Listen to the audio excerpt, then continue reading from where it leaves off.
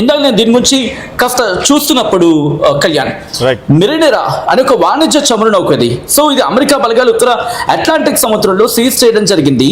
అయితే ఇది బెల్లావన్, మీరు అన్నట్టుగా బెల్లావన్ అని చెప్పి దీన్ని పిలుస్తూ ఉంటారు. వెనిజులాపై అమెరికా ఆంక్షలను తప్పించుకోవడానికి ఇటీవల దీని పేరుని మెరినెరా అని మార్చారని చెప్పి రష్యా జెండాతో రిజిస్టర్ చేశారనేది ఇక్కడ వినిపిస్తున్నమాట.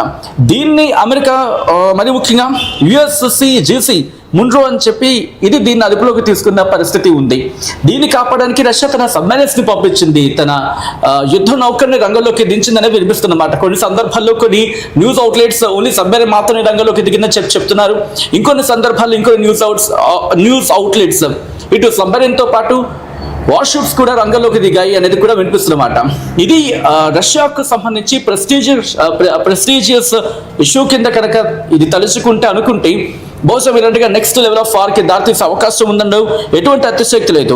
అయితే దీన్ని రక్షించడానికి ఒకటే మాట అంటుంది రష్యా, ఇది అంతర్జాతీయ చట్టాలకు లోబడి ఉందంటూ కూడా రష్యా వాదిస్తోంది. అయితే మీరు అన్నట్టుగా వెనిజులా ఘటన తర్వాత బహుశా ఈ మాట ఎక్కడా కూడా ప్రస్తావించలేదు. ఎందుకంటే పుతిన్ అనే వ్యక్తి ఎక్కడా వినటం లేదు. అందరి లెక్క వేరు, పుతిన్ లెక్క వేరు. ఎందుకంటే సౌత్ ఆఫ్రికాకు సంబంధించిన ఆ ప్రాంత ప్రతినిధులతో కావచ్చు, లేకపోతే ఆ ప్రాంతానికి సంబంధించిన కీలక నేతలు అక్కడికి చేరుకున్నప్పుడు ట్రంప్ ఇచ్చిన మర్యాదను ప్రపంచం చూస్తుంది.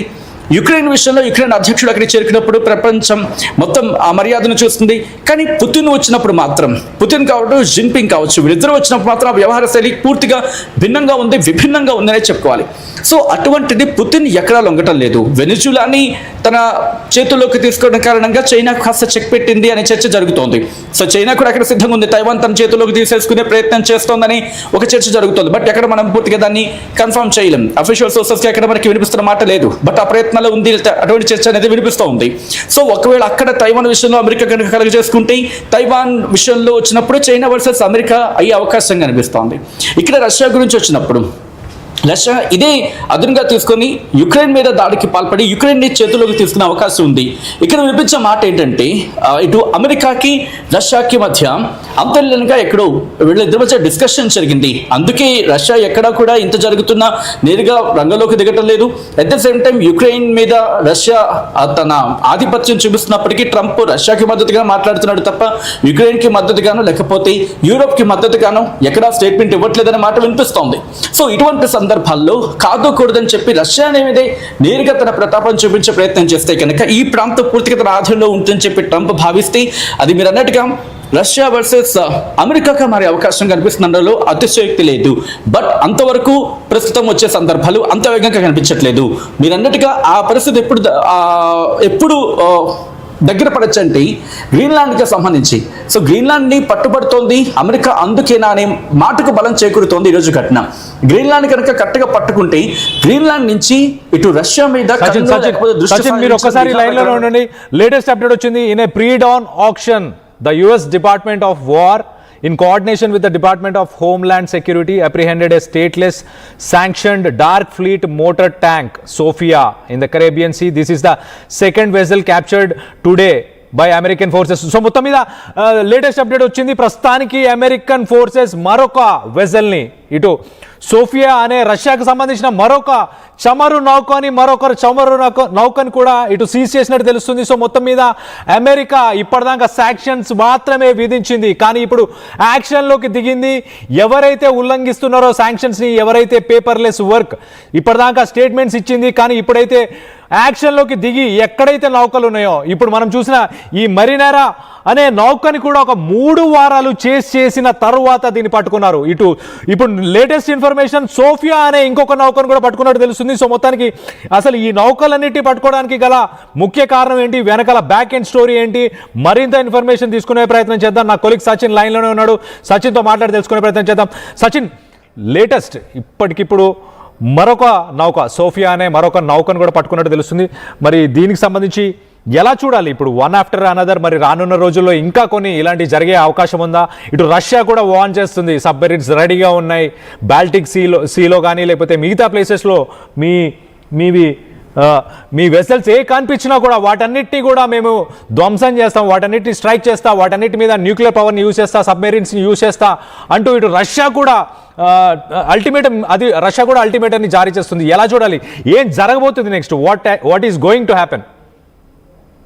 ఇది ఒక టెన్స్ సిచ్యువేషన్ అనేది చెప్పుకోవాలి. బహుశా నేటో అనేది ఇక్కడ కుప్పకూలిపోతుందా అనే మాట కూడా ఇక్కడ వినిపిస్తుందా అర్థం చేసుకోవచ్చు. కారణం ఏంటంటే కొద్దిసేపటి క్రితం మనం మాట్లాడుకున్నట్టుగా ట్రంప్ అంత వేగంగా అయితే రష్యా మీద డైరెక్ట్ గా అటాక్ కి వెళ్ళడు. ఇది ఘంటాపదంగా రాసి పెట్టుకోవాలి. ఎందుకు నేను ఈ మాట అంటున్నానంటే ప్రస్తుతం ట్రంప్ కి మన ముఖ్యంగా అమెరికాకు సంబంధించి మాట్లాడుకునే సందర్భంలో రష్యా మీద పూర్తిగా నిఘా విషయంలో ఎక్కడ అంత స్పష్టం లేదు. అందుకే గ్రీన్లాండ్ మీద వాళ్ళు పట్టుబడుతున్నారు. గ్రీన్లాండ్ సొంతం చేసుకుంటే ఆల్రెడీ వాళ్ళకి ఒక స్థావరం ఉంది, వైమానిక స్థావరం కావచ్చు, లేకపోతే అక్కడ స్థావరాలు ఉన్నాయి గ్రీన్లాండ్ మీద. బట్ పూర్తిగా దాని ఆధారంలోకి తీసుకుంటే రష్యా మీద పూర్తి స్థాయిలో నిఘా అనేది పెట్టచ్చు.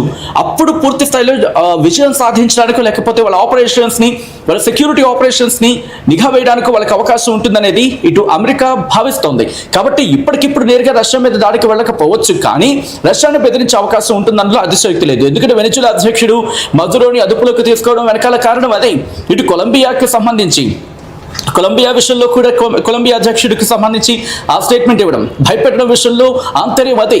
ఎందుకంటే ఇటు భయపెట్టి వాటిని గుప్పెట్లో తీసుకొని వాళ్ళ చేతి అక్కడున్న మరి ముఖ్యంగా ఖనిజ సంపదను దోచుకోవడం విషయంలో కావచ్చు, లేదా ఖనిజ సంపదను దోచుకోవడమే నిర్మోహమాటంగా చెప్పాలంటే వాటిని దోచుకొని తన దేశంలో తన కంపెనీలకు అప్పచెప్పడమో కట్టబెట్టడమో ఇటువంటి విషయం గురించి మాట్లాడుకుంటున్న సందర్భం. సో ఇలా కనుక జరిగితే ఒకవేళ వీళ్ళందరూ తిరగబడతారంటే యాజ్ ఆఫ్ నౌ అటువంటి సినారియో లేదు. ఒక్కసారి లైన్ లో ఉండండి. లేటెస్ట్ సోఫియా వెజల్ కి సంబంధించిన లేటెస్ట్ విజువల్స్ వచ్చాయి మా దగ్గర. ఆర్టీవీ ఎక్స్క్లూజివ్ గా చూపిస్తుంది, మీకు స్క్రీన్ మీద చూడొచ్చు. ఇది Sofia vessel latest oil tanker. దీన్ని కూడా ఇప్పుడు ప్రస్తుతానికి American forces, American navy, homeland security forces వీళ్ళందరూ కూడా ప్రస్తుతానికి ఈ సోఫియా వెజల్ ని కూడా సీజ్ చేసినట్టు తెలుస్తుంది.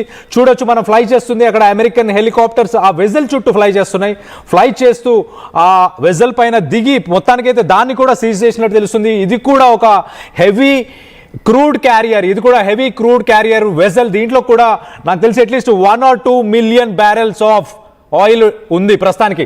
సో ఇటు రష్యాకి సంబంధించిన వెజల్స్ ని టార్గెట్ చేస్తున్నారు, ఇటు ఇరాన్ నుంచి, అలాగే ఎట్ ద సేమ్ టైం ఇటు ఇరాన్ నుంచి కానీ వెనిజువేలా నుంచి ఆల్రెడీ 2 వారాల క్రితం 3 వారాల క్రితం బయలుదేరిన వెజల్స్ ని చేస్ చేసి మరి అమెరికా ప్రస్తుతానికి పట్టుకునే ప్రయత్నం చేస్తుంది. శాంక్షన్స్ ఇప్పటిదాకా చెప్పడమే కానీ ఇప్పుడు యాక్షన్లోకి దిగింది. మరి నెక్స్ట్ లెవెల్ ఇటు కిమ్ జాంగ్ అమెరికా